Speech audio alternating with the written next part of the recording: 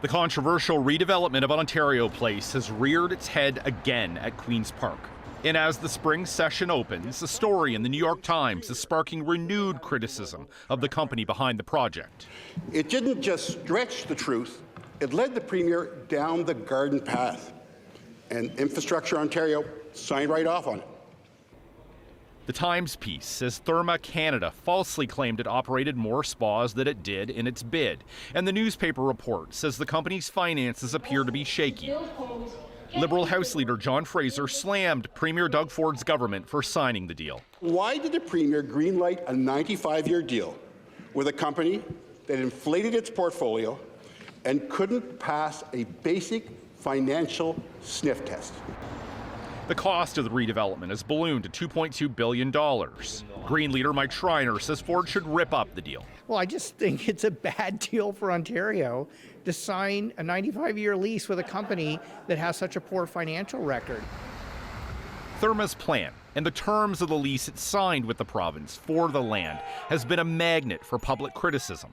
Last December, Ontario's Auditor General raised the same issues. She found a senior government official flagged concerns about the company's finances and that the government did not check to see if the spas Therme claimed to operate were in fact run by the company. Overall, she raised concerns about the bidding process not being fair or transparent. Ford says he's asked Ontario's public service to look into the issues raised in the New York Times story. They're going to look into this allegation and find out and make sure that all the T's were crossed and I's were dotted. The business case was very shaky. And Elizabeth Sampson of Ontario Place for All hopes the report prompts reconsideration of the deal.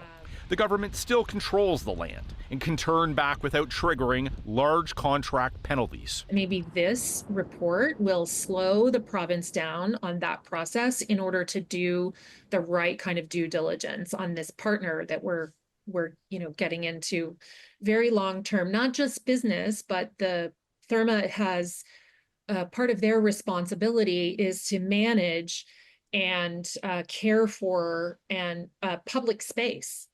In a statement, Therme says it operates two of the largest wellness resorts in the world, one in Bucharest and another near Munich. It dismisses the New York Times story as inaccurate and says it's not new news. Shawn, Jeffords, CBC News, Toronto.